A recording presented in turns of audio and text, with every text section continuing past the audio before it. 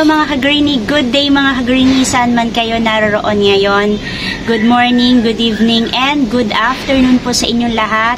Maaraw po na afternoon sa inyong lahat dito sa area ko sa Manila. Kahit po naglagay na po ako ng net, sobrang init pa rin, naiinitan pa rin ang aking mga cactus and succulent. Pero malaking tulong na rin ang net kasi sinasala niya po yung sobrang init dito sa aking garden. And for today's video, i-share ko sa inyo ang aking mga cactus na matatag sa init, sa araw, at kahit walang dilig, kayang-kaya nila. Recommended po ito sa mga busy person pero gusto pong mag-alaga ng mga cactus and succulent. Ito po yung aking mga alagang cactus. Simula noon hanggang ngayon, hindi po sila nang iiwan. Especially po yung mga old ko na cactus. Ayan po yung mga offset na po yan, yung mga baby na po yan. Ito madami na sila. Ayan, ang healthy po nila ngayon kasi kahit maaraw ngayong araw na ito or mga kahapon, yung mga naunang araw naman po ay umulan ng sunod-sunod. Nakatikim sila ng hydroperoxide na galing sa ulan, kaya nag-healthy sila. Ito yung mga old ko na cactus. Ang saya po nila. Ito mga offset na po yan, mga anak na po yan. Ayan, nung pinakita ko po yan, nung nakaraan, nung naglagay ako ng net, dehydrate po talaga sila. Pero ngayon, ayan po, ang ganda po nila. Even yung mga astro ko at saka gymno ko, pinakita ko po na dehydrate sila. Pero ngayon, ang saya-saya po nila, ang healthy po nila, ang tingkad po ng mga kulay nila kapag talaga po umulan ng medyo sunod-sunod ilang araw. Gaganda po talaga yung mga cactus ninyo. Flowering po siya Kahit po dehydrate sila ng mga 1 buwan, 2 months, basta bigla pong umulan na sunod-sunod, ay talaga po magiging healthy sila. Masaya sila. Flowering po marami. Yung aking LV, 2 po sa LV ko ay nag-flower.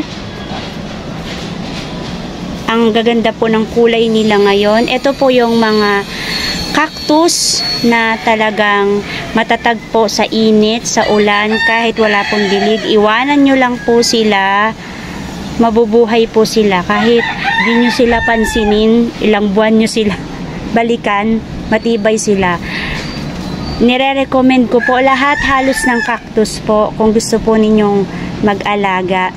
Lahat po sila ay madali pong alagaan at hindi po sasakit ang inyong ulo. Kahit po yung mga mellow cactus, yung ating moon cactus, madali lang po silang alagaan. And ngayon, ipiplex ko sa inyo, ibibida ko sa inyo, yung isa sa pinaka madaling alagaan. Halos po naman lahat sila madaling alagaan. Gusto ko lang pong ipakita sa inyo ang aking, ayan po golden ball cactus or yellow ball cactus din, na ang ganda-ganda niya. Year na rin po siya sa akin. Ang dami niya pong offset. Pinag-iisipan ko po kung ipopropagate ko siya. Sabi ko, nung in-unbox ko siya, ipopropagate ko kaagad siya mga 3 to 4 months para magkaroon ako ng madaming ganito. Pero parang nanghihinayang ako at nalulungkot ako na ipropagate siya, paghiwa-hiwalayin, kasi hindi naman sila nagtatampo. Kahit na ihiwalay mo yung mga anak nila, mabubuhay pa rin naman sila. Pero parang ayaw ko siya tanggalin kasi nag-i-enjoy ako na nakikita siya at masaya ako na ganyan yung hitsura niya. Katabi niya pala si Mellow Ball. Sabay ko silang binili. Ang ganda rin niya at marami din siyang babies. Ano siya nabili ko sila ng clam talaga. Yung mga ganyan, maraming mga magkakasama. At ngayon, pinag-iisipan ko pa dahil may natanggal na dito eh. Ito oh. Sana ba yun?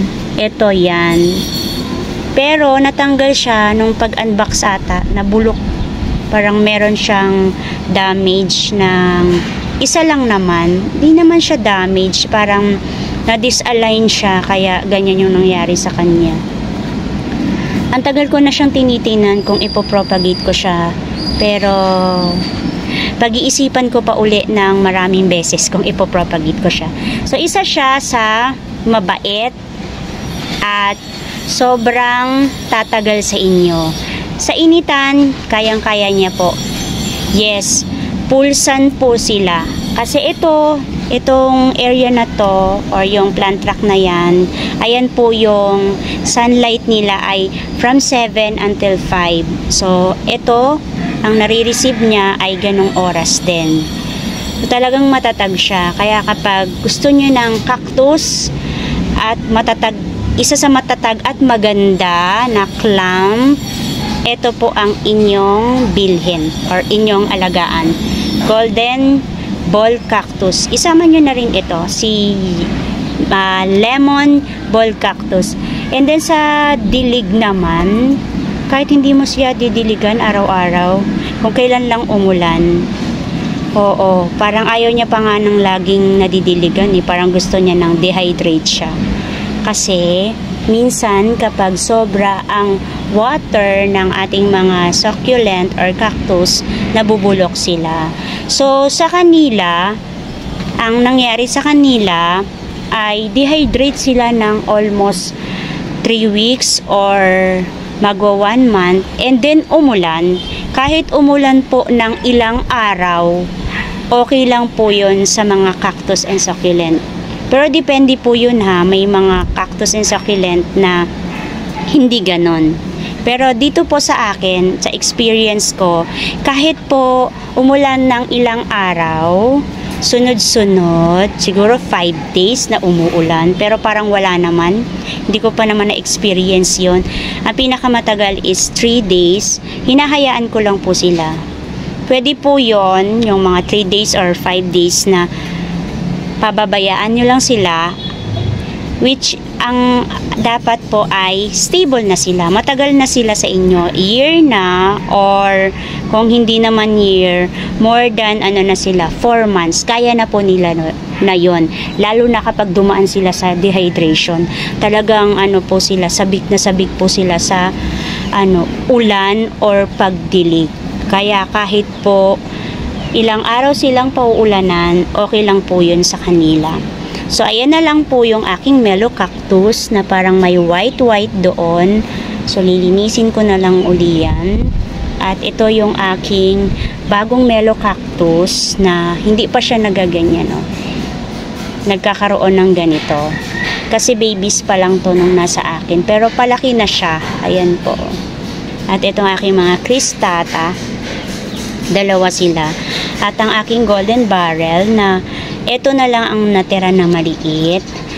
At si Kiko, parang si Kiko, meron siyang babies dito sa ilalim, oh.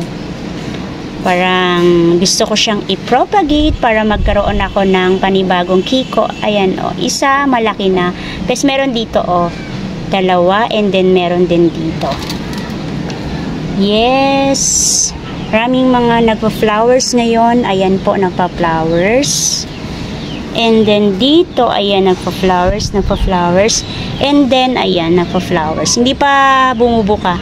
Pero sumusulpot na yung mga flowers nila. Ayan po. And then, may mga pinropagita ko na mga babies. Okay naman. Nabubuhay naman sila. Kahit maliliit, pinangtatanggal ko na. Ayan po, marami. Yan. So, ang aking moon cactus ay 3 na lang or 4. Pagkatapos meron pa akong isa, old ko na yan. Yung aking mga, ayan, ang dami, blue boy, ayan sila, mga matatagpo sila, mga stinky ko, starfish, eto, masasaya naman po sila, ayan. Hortia, zebra, yung toot, nakalimutan ko, basta toot siya. Ito ang cute. Nung nakaraan dehydrate to, ngayon okay na siya.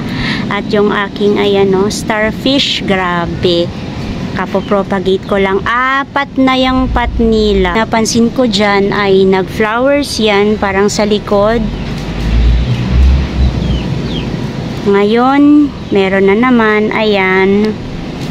Hindi ko na siya masyadong pinapansin pag nagpa-flower siya, kasi ito yung pinakamasipag ko talaga na cactus na mag-flower.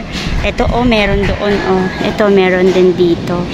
Parang ipopropagate ko na naman siya. Marami na talaga siya. Ito rin may palabas dito na magpa-flower.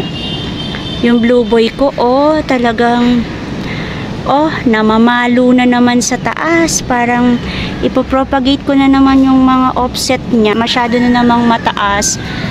Ayan po, grabe. Ito yung mother. Parang matanda na siya. Ito naman yung bago ko yung propagate. Pero ayan, matataas na naman yung niya.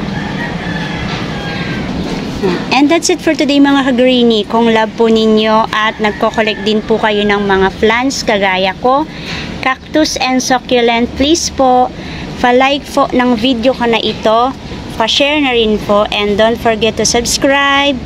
Ana Duran po. At meron po akong FB page. Ayan, ilalagay ko po sa screen. Ana Duran po. Please po, pa-like and follow na lang din po. Maraming salamat!